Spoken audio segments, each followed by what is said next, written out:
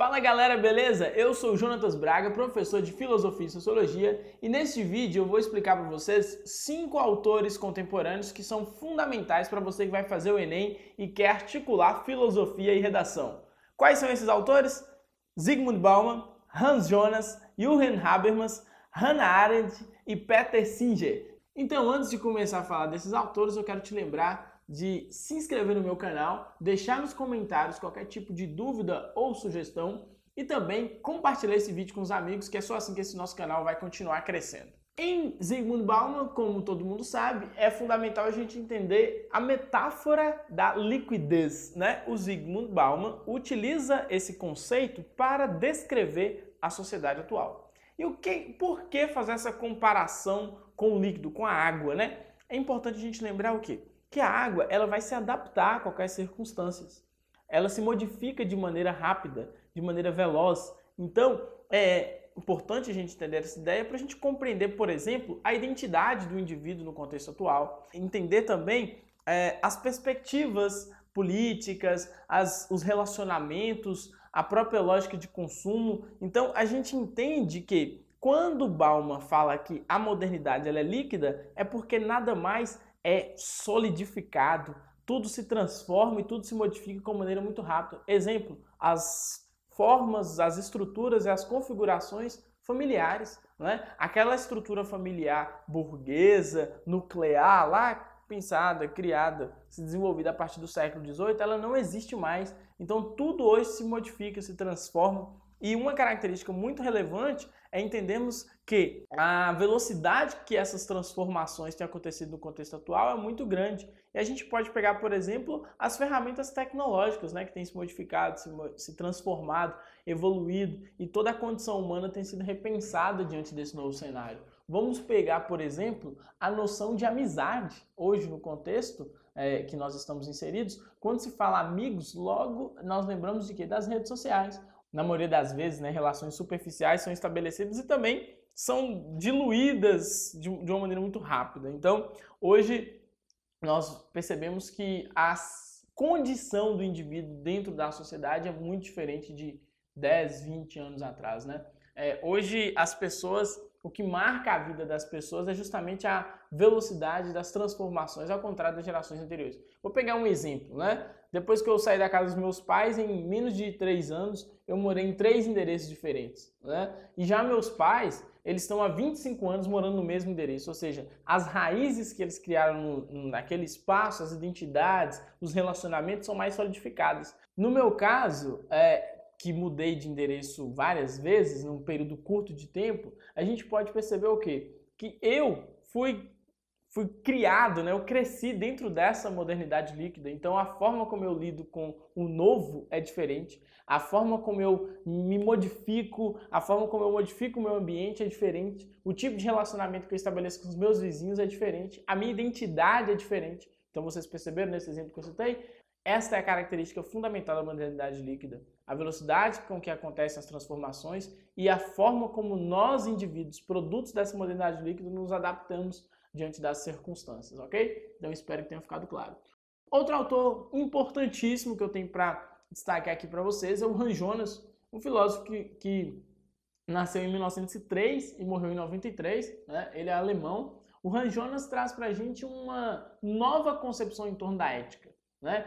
O princípio fundamental na filosofia de Hans Jonas é justamente a ética da responsabilidade. O que ele quer dizer com isso? Que nossa condição no mundo hoje, ela nos leva a uma situação extremamente complexa, né? A capacidade que nós temos de interferir no futuro das próximas gerações. Então, o que é responsabilidade nesse contexto? A responsabilidade é você saber agir de maneira consciente, refletir antes de agir e levar em consideração que a sua ação hoje não vai interferir somente na sua vida, ela vai interferir no futuro das outras gerações. Então é preciso repensar a ética na sociedade, né? Então por isso que o Hans Jonas é um autor fundamental para você articular aí com discussões sobre o meio ambiente, por exemplo. A forma como nós interferimos no mundo hoje não vai interferir somente na nossa vida. Pelo contrário, pode interferir na sobrevivência de outras gerações. Então é preciso pensar uma ética que tenha como fundamento principal a responsabilidade e também a sobrevivência das futuras gerações. Um outro autor que eu trouxe para vocês, também natural da Alemanha, nasceu em 1929, ainda está vivo, né? O Wilhelm Habermas, que é vinculado à Escola de Frankfurt. Eu tenho uma aula aqui, inclusive, que é sobre a indústria cultural, um conceito desenvolvido por outros intelectuais da Escola de Frankfurt. Vale a pena você ver, só clicar aqui e acompanhar a aula. Wilhelm Habermas, ele está vinculado à Escola de Frankfurt, um movimento filosófico, né, que surgiu lá na Alemanha e contou com a colaboração de diversos cientistas sociais, diversos psicanalistas e filósofos. O Habermas, ele vai defender uma teoria que é chamada de razão comunicativa. Para ele, é fundamental dentro da nossa sociedade usarmos a comunicação para podermos chegar a consensos e assim caminharmos em direção ao desenvolvimento. Então, dentro da concepção de Habermas, um dos elementos fundamentais da democracia é justamente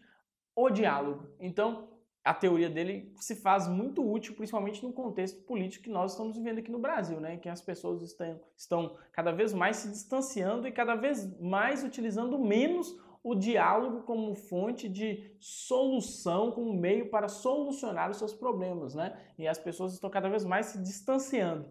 Uma vez que na estrutura democrática, a aproximação através do diálogo poderia gerar consensos, e esses consensos seriam melhores, então, para a coletividade, ao invés de cada grupo se isolar em um determinado polo, né? Então, o caminho para solucionar, por exemplo, essa polarização ideológica que existe no Brasil hoje, na visão de Habermas, é justamente o amadurecimento das instituições democráticas e a utilização do diálogo como ferramenta para solucionar conflitos.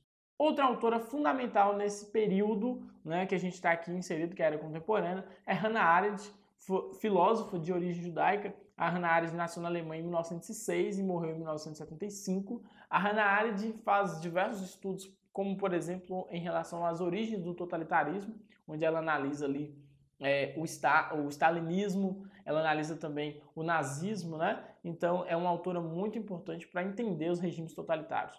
Hannah Arendt, dentre suas várias análises, ela destaca para a gente um conceito muito importante, o conceito de banalidade do mal. De onde vem esse conceito? Hannah Arendt ela vai fazer a cobertura de um julgamento, né, de um líder nazista, o Adolf Eichmann. Uma das questões que mais chama a atenção naquele julgamento, né, do líder nazista Adolf Eichmann é justamente o seu caráter comum. Ele é como um homem qualquer, ele é como um homem que tem o seu trabalho, tem a sua família, paga os seus impostos.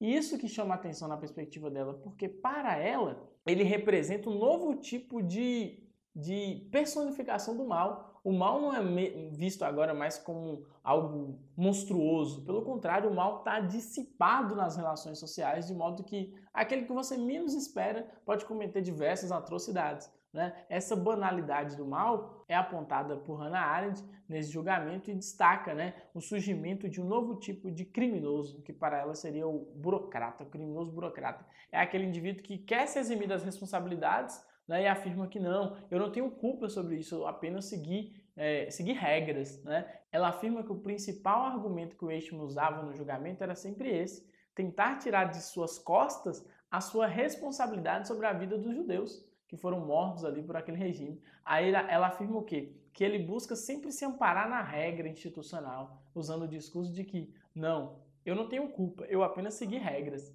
E o que ela mais destaca é justamente essa ideia. Né? Onde é que está a capacidade de autonomia e de reflexão do indivíduo? Que dentro dessa estrutura burocrática se apresenta apenas como uma ferramenta. Né? Então ela problematiza essa ideia que é muito importante. Para fechar o nosso vídeo de hoje, o Peter Singer, o intelectual professor australiano que ainda está vivo, ele traz para a gente uma reflexão muito interessante, né? Ele vem de uma vertente mais utilitarista, né? O que é o utilitarismo? É uma corrente de reflexão ética que entende que o valor moral da ação encontra-se na sua consequência positiva, né? Então ele vai entender muito isso e vai apresentar alguns princípios filosóficos fundamentais. Por exemplo, ele afirma que nós, no sofrimento, somos iguais aos animais. Então, a sua teoria serve de base para pensar questões relacionadas aos direitos dos animais, ao direito à vida, né? Questões relacionadas ao que nós chamamos na filosofia de bioética, uma área que busca relacionar a vida, né, com as questões vinculadas à filosofia moral. Então, na filosofia do Peter Singer, nós vamos ver várias discussões em torno do aborto, eutanásia, né? Então, o Singer vai trazer várias reflexões, uma delas é entender que a dor ela é ruim em si mesma, independente de qualquer pessoa que esteja sentindo, ou qualquer ser que esteja sentindo a dor, né? Então, ele vai sempre buscar trazer uma reflexão sobre ética que busque levar em consideração a igualdade, não só entre os humanos, mas em todas as espécies, entre todas as espécies. Gente, espero que tenham gostado desses 5 autores. Qualquer dúvida, só deixar nos comentários. Não se esqueça de se inscrever no canal e boa sorte no Enem. Valeu, tamo junto!